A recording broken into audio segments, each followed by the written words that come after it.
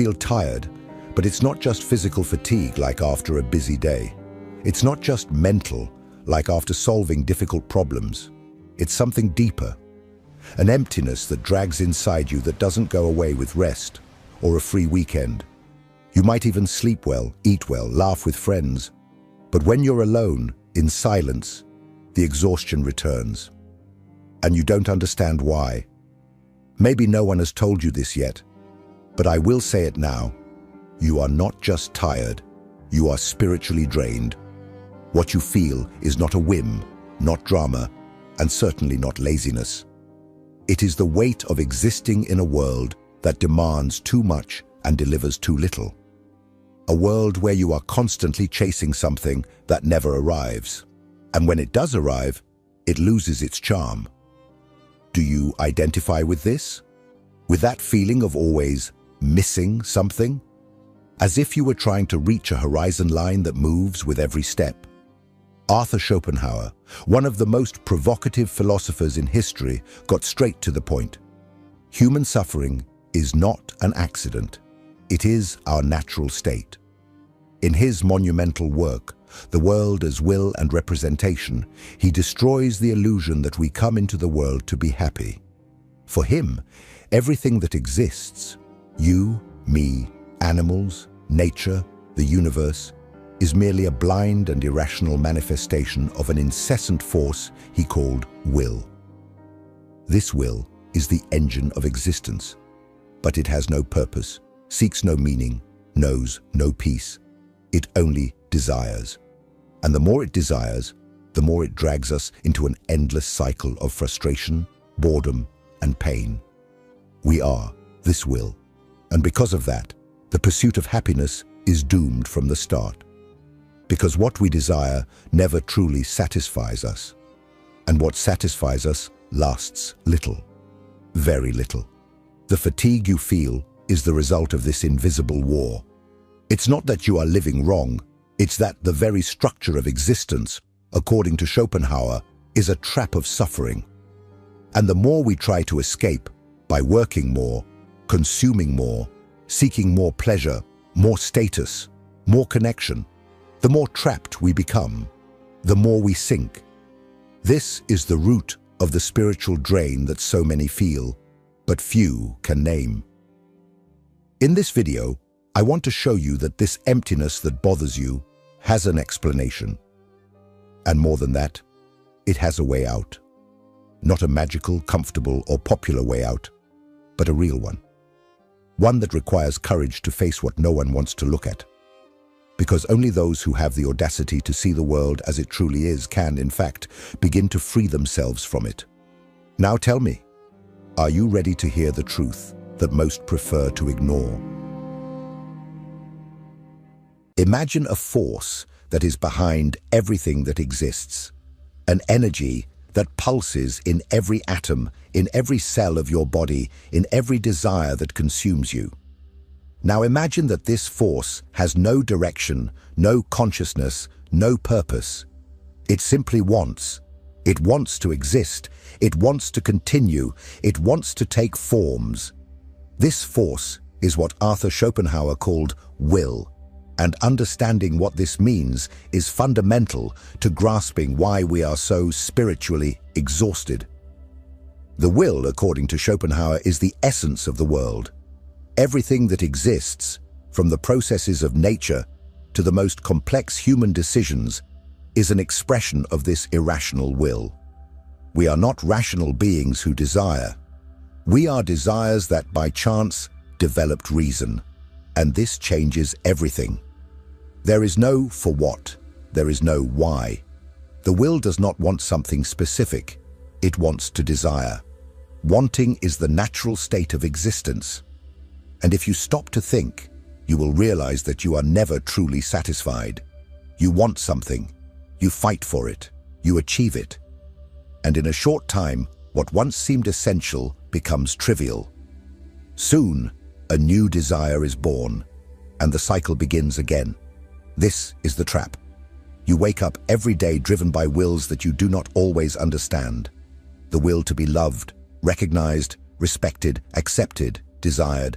The will to change, to grow, to stand out, to escape. You run. You exhaust yourself. You suffer. And behind all this, there is only a blind will dragging you like a hungry animal.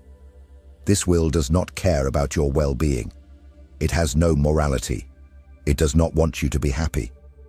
It wants you to keep desiring. And this manifests in everything. In the culture that bombards you with promises of happiness, in the consumption that never satisfies, in the social media that feed the endless comparison, in the emotional pornography that turns everything into spectacle.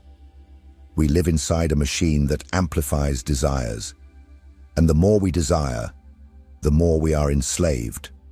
Don't you feel it? That your mind is always restless, always projecting something into the future, always believing that you will only find relief after achieving that, but that is never enough. When it arrives, it is already in the past. It has lost its shine.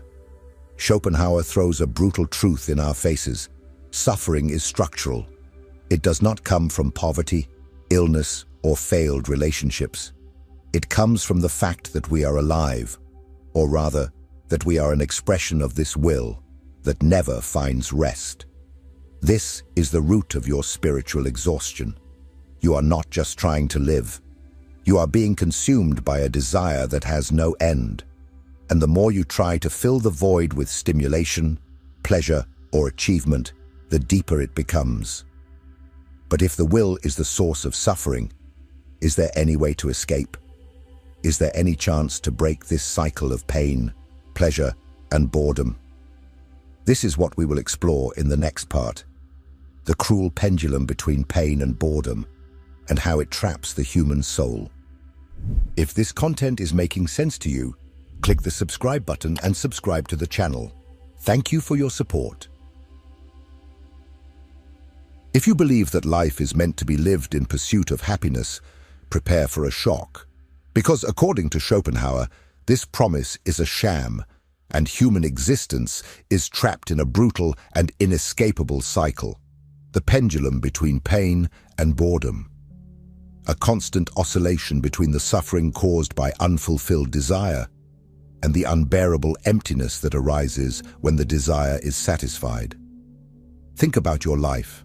When you desire something, a promotion, a relationship, a goal, you suffer.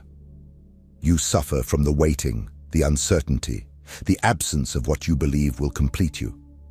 And when you finally achieve it, a brief moment of pleasure, perhaps even euphoria, but soon after, boredom, emptiness, dissatisfaction. A new desire takes the place of the previous one, and the cycle begins again. Pain, fleeting pleasure, boredom, and pain again. This is the dance of existence, according to Schopenhauer. It is cruel, but it is real. Just observe. People struggle to get what they want, and when they do, they often find that it was not what they imagined. The new car loses its smell. The dream trip becomes a memory. The relationship becomes routine. And then, boredom arises, a state that Schopenhauer considered as destructive as pain, because it reveals the futility of our quest. When everything you wanted is achieved, there is nothing left but the uncomfortable silence of the soul. And the most perverse part, this pendulum does not stop, even when you are tired, even when you no longer want it. The will continues to pulse. It makes you desire again. It pushes you toward new goals, new objects, new distractions, and you obey. Because you have been conditioned to believe that happiness is always in the next step. But the truth is that the next step only leads to the next emptiness. That is why so many people live a restless life, even having everything. Because the pain of unfulfilled desire can be unbearable, but the boredom of fulfilled desire is devastating. It exposes the absurd, the sham, the lack of meaning. Schopenhauer did not write to console. He wrote to awaken. And this awakening is painful. It forces us to look at life without the filters of naive optimism. and to understand that perhaps the suffering we feel every day is not a flaw of life, but the very functioning of it. Now you may be wondering, if this cycle is inevitable, if life is this seesaw between pain and boredom, what is the origin of it? Why are we so vulnerable to this destructive movement? The answer lies in the most ignored part of modern human experience, the silent war we wage within ourselves every day. In the next section, we will delve into the cause of this existential exhaustion and how today's society only makes everything worse.